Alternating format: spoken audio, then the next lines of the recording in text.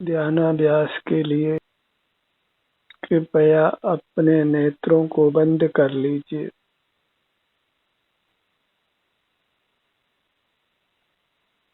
बहिर्मुख रहकर हम निरंतर कर्मों को बांधते हैं,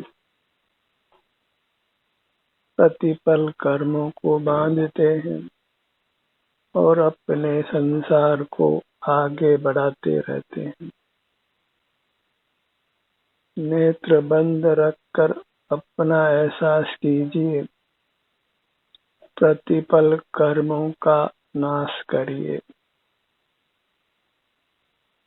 अपने सन्मुख रहकर हम कर्मों से छूटते हैं और जगत के सन्मुख रहकर हम कर्मों को बांधते हैं। चुनाव अपना है कि संसार में रहकर नाना दुखों को भोगना है या सर्व दुखों से मुक्त होकर अविनाशी उत्तम सुख को पाना है।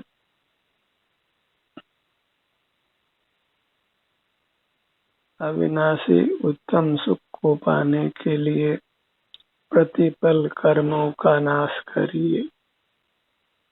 उसके लिए नेत्र बंद रखकर अपने सन्मुख रहिए।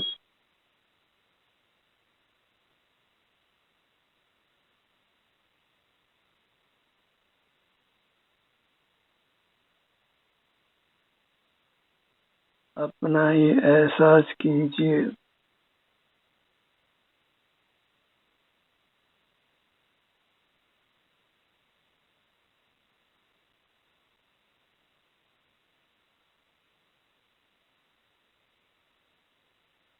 बहिर्मुख दशा वह प्रमाद की दशा है और अंतर्मुख दशा वह पुरुषार्थ की दशा है।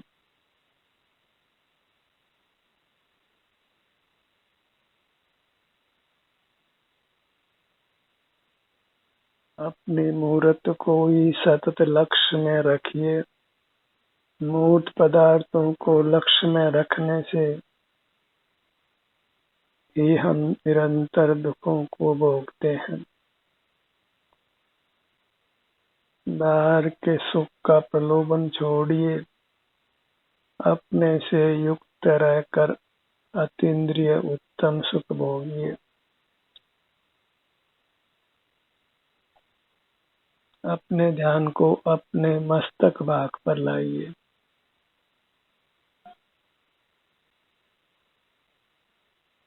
अपने ऊपर की सीमा को पहचानिए। इसी प्रकार अपने नीचे की सीमा को पहचानिए। अपने ध्यान को अपनी पगतलियों पर लाइए।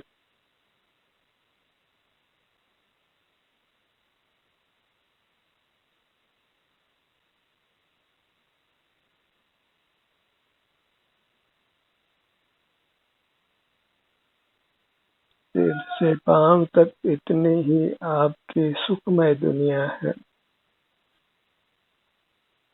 इससे जुड़कर भरपूर सुख लीजिए। निरंतर निराकुल रहिए, स्वस्थ रहिए।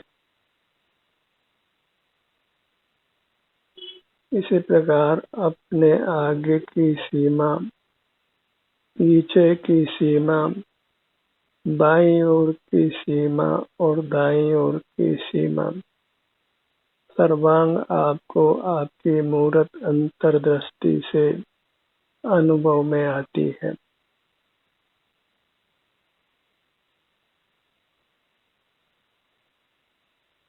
हमें अपनी अमूर्त काया के छोटे विभाग करके हर विभाग का संवेदन करना योग्य है। इसी से हमें सघन संवेदना मिलती है।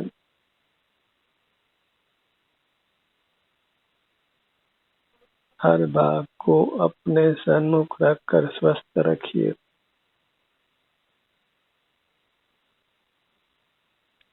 अपने ध्यान को अपने ललाट भाग पर लाइए।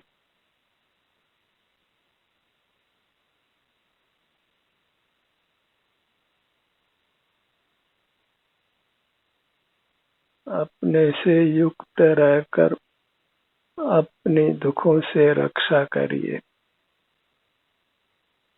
और उत्तम सुख को भोगिए।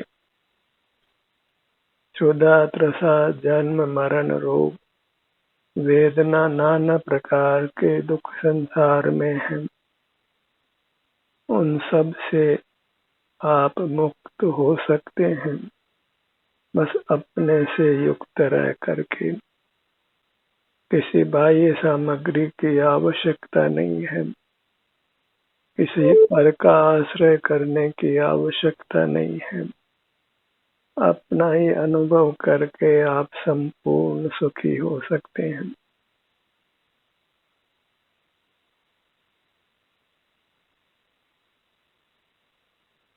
विशेष बुद्धि की भी आवश्यकता नहीं है। अपने ध्यान को अपने भ्रूमध्य पर लाइए। दोनों भ्रुओं के मध्य भाग में हर भाग में जो भी आराम या वेदना की स्थिति है उसको अनुभव में लेना है। कोई शारीरिक श्रम नहीं है, कोई मानसिक श्रम भी नहीं है, कहीं जाना भी नहीं है, किसी पर की सहायता भी लेना नहीं है।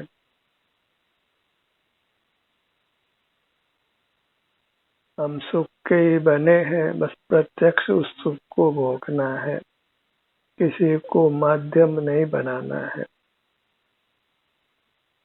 किसी बाह्य वस्तु का सेवन नहीं करना है, अपना ही सेवन करके सुखी हो जाना है।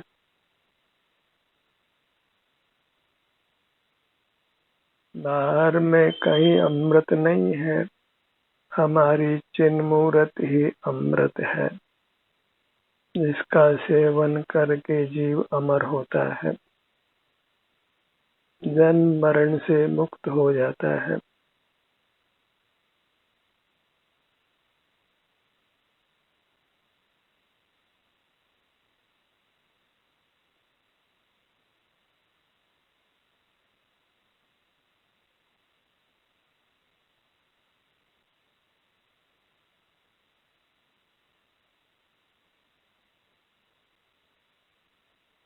अपने ध्यान को अपने दोनों नेत्रों पर लाइए।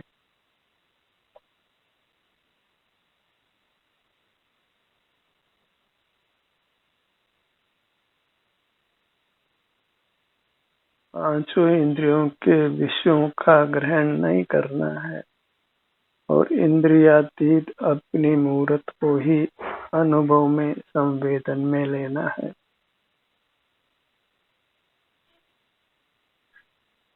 अपने ध्यान को अपने दोनों कानों के भाग पर लाइए।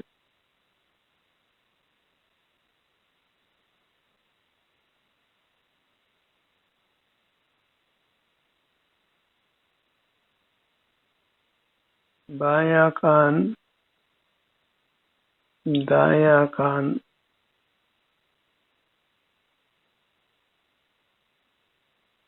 या तो अप्रिय संवेदना है या फिर सुखद संवेदना है। जो भी है वह आपकी अवस्था है और वही भोगने योग्य है। और मूर्त पदार्थों में न सुख है न दुख है, सुख का भ्रम है।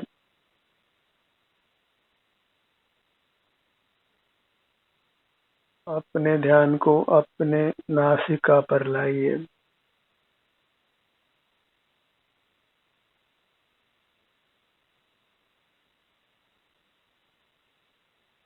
क्योंकि अपनी काया बड़ी है इसलिए भागों का नाम अलग अलग है। जो सिर का भाग है वह पैर का भाग नहीं है और जो पैर का भाग है वह सिर का भाग नहीं है। इसलिए हर भाग को अलग अलग नाम दिया गया है ताकि हम हर भाग का संवेदन कर सकें। दोनों नथुने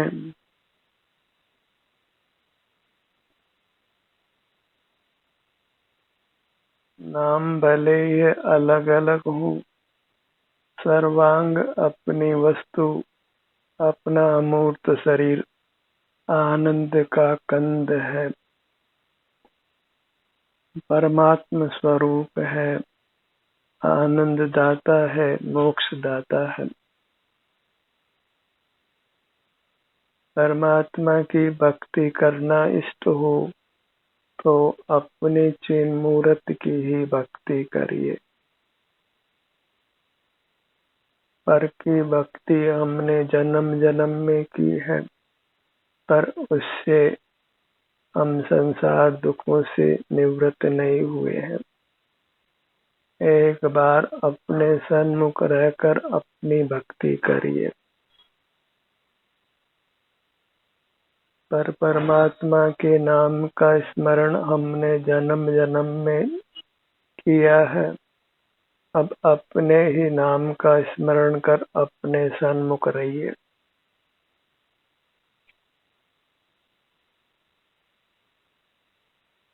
जो अपने नाम की माला फेर कर अपने सन्मुख रहता है, वह सर्व दुखों से मुक्त होकर परमात्मा हो जाता है।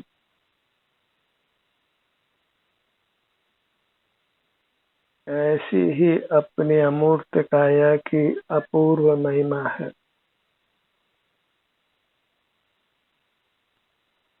अपने ध्यान को अपने होठों के भाग पर लाइए।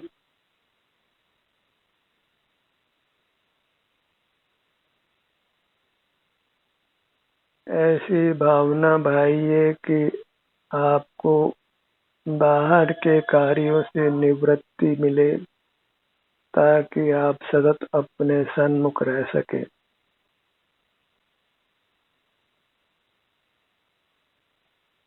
और यदि आप अपने सन्मुख सतत रहना चाहते हैं तो सहज उसकी अनुकूलता भी आपको होगी।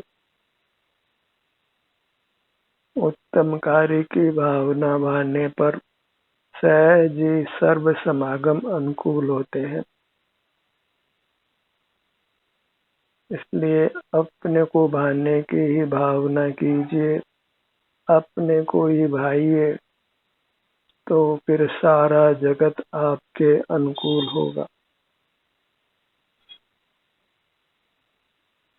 मुख के भीतर दंत पंक्ति,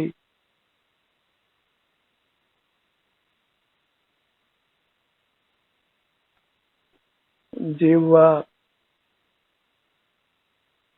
तालु,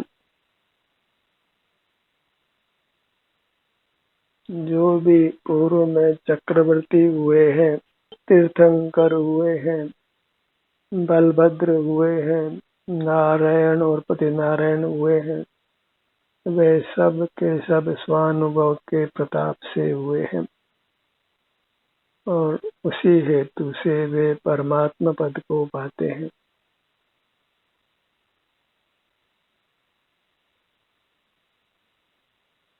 अपने ध्यान को अपने कंठ पाग पर लाइए।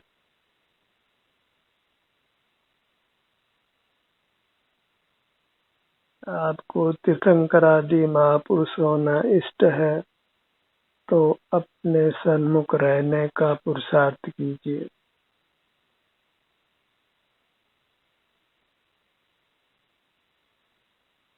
तीर्थंकर आदि ही लोक के सर्वश्रेष्ठ महापुरुष होते हैं। उन्हें में अपनी गणना पाने के लिए अपने सन्मुख रहने का पुरुषार्थ कीजिए। जगत में भी सर्वश्रेष्ठ रहिए और मोक्ष पाने के बाद सदा परमात्मा रूप रहिए। ठुड्डी का भाग पूरा मुखमंडल। परमात्म दशा का विरह रहना अच्छा नहीं है। शीघ्रातिशीघ्र परमात्मा बनने का पुरुषार्थ कीजिए। परमात्मा होने में अधिक काल नहीं लेना है, इसलिए अपनी मूर्त के आलम्बन से ही रहना प्रारंभ कीजिए। बाहर की उपलब्धियां हमको परमात्मा पद नहीं देती है और हमें परमात्मा पद पाने से ही सर्व दुखों से मुक्ति मिलती है और अविनाशी उत्तम सुख की प्राप्ति होती है। गर्दन का भाग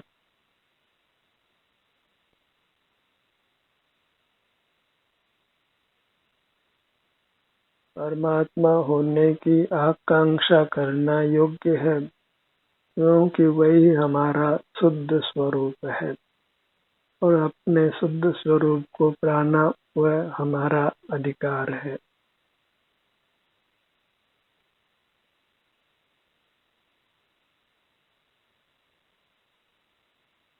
और परमात्मा होना अनहोनी होना नहीं है, वही वास्तविक होना है, क्योंकि वह हमारा अपना स्वरूप है।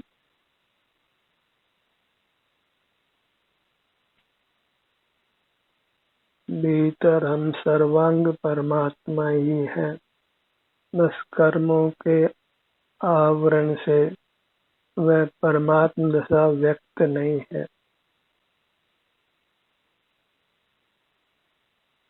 अपने ध्यान को अपने सीने के भाग पर लाइए।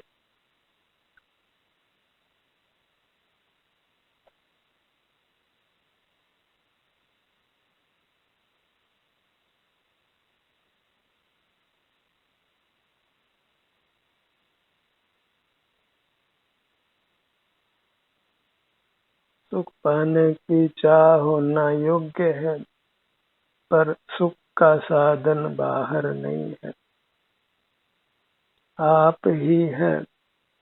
इसलिए सुख की कामना की पूर्ति के लिए अपने से जुड़कर रहिए, अपने से अर्थात अपनी अमूर्त काया से।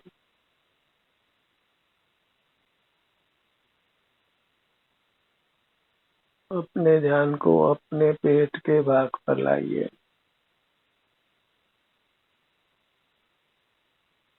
ये कोई कठिन कार्य नहीं है, पर इसका फल अति उत्तम है, सर्वश्रेष्ठ है।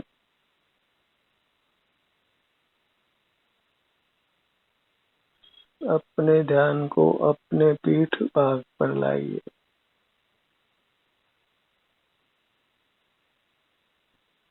अपना ही सघन परिचय प्राप्त करिए।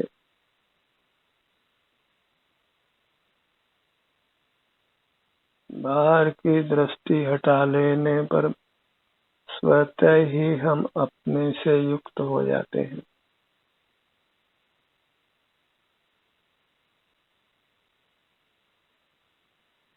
पूरा धड़ भाग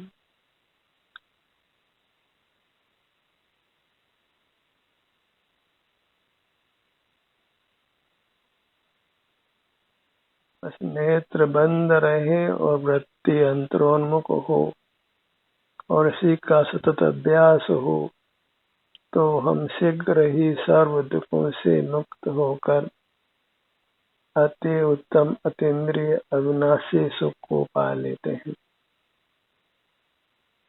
लोक में ही रहना है, पर परमात्मा होकर रहना है और परमात्मा पद से भिन्न अन्य कोई पद नहीं चाहिए।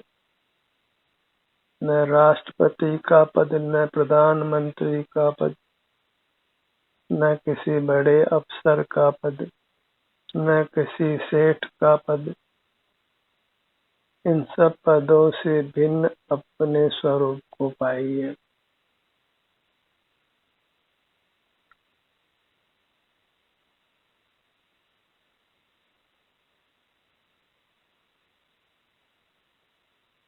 दाहिनी भुजा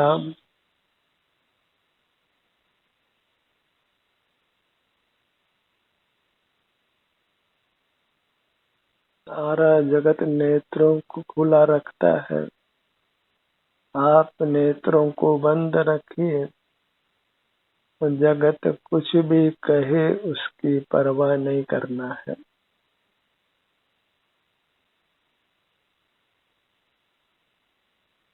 जगत से निरपेक्ष अपने सापेक्ष रहिए, अपने सन्मुख रहिए।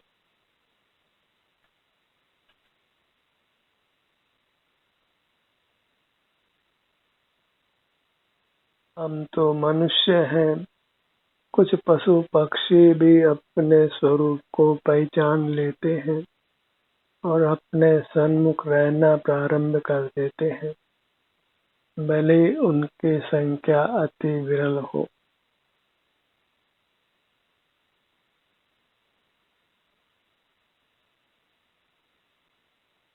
दाहिनी भुजा, पांचों अंगुलियां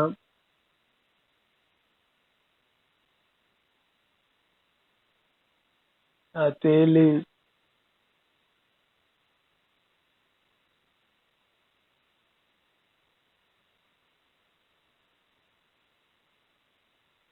स्पर्श के लिए हथेली का भाग सर्वोत्तम माना जाता है।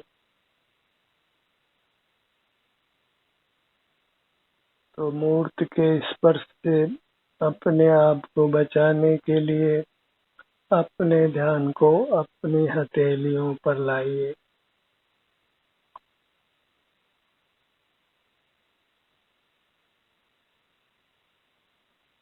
पांचों उंगलियों का अग्रभाग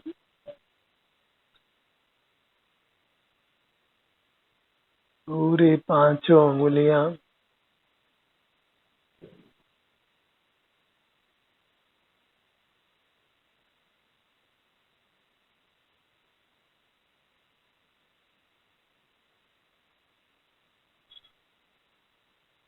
बाहर के कामों का कोई अंत नहीं है।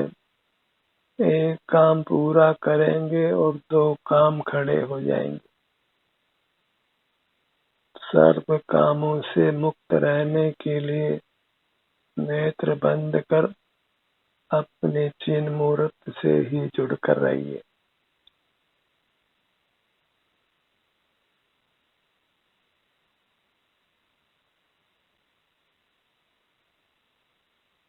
दाहिनी भुजा की कलाई से कोहनी तक की आगे की भुजा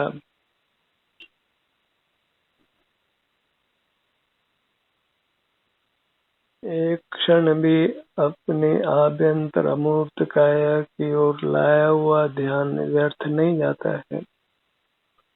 वही मुक्ति का बीज है, वही प्रस्फुटित होकर हमको परमात्मा बनाता है।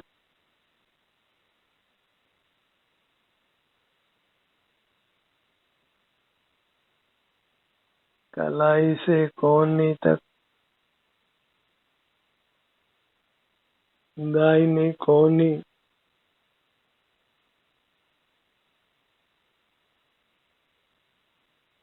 कोहनी से कंधे तक ऊपर की भुजा दाहिना कंधा,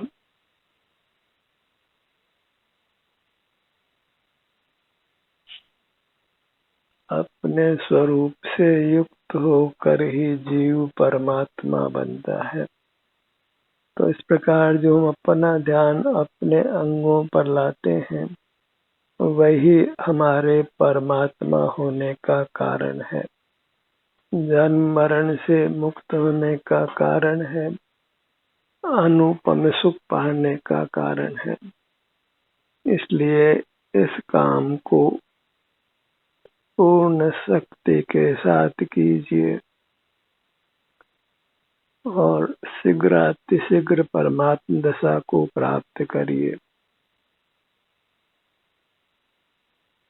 अपने ध्यान को अपनी बाईं भुजा पर लाइए।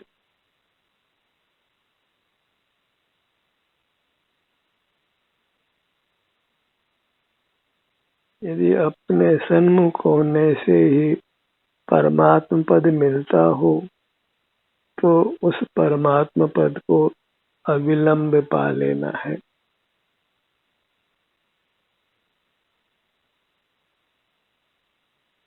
खुले नेत्र ही हमको परमात्मा होने से रोकते हैं। नेत्रादि पांचों इंद्रियों को अपने वश में रखिए।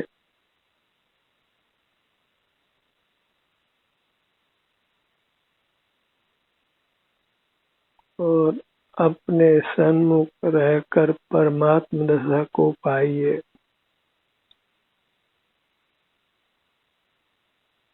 अपने ध्यान को अपने दाहिने पैर पर लाइए।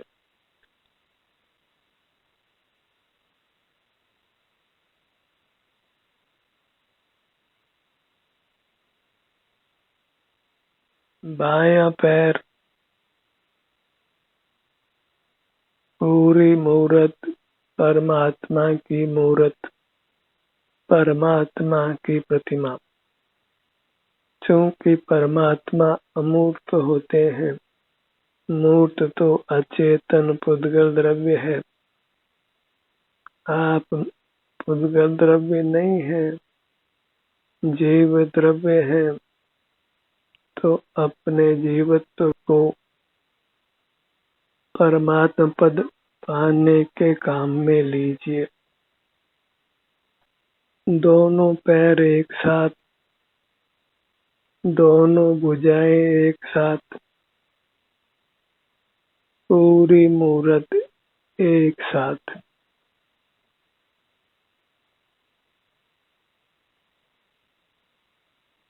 यही आत्मावलोकन है, अंतर्दृष्टि है, स्वसंवेदन है,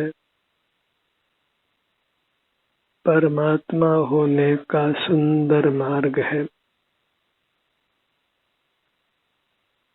ध्यान का ये सत्र यही समाप्त होता है। आपकी सहभागिता के लिए धन्यवाद।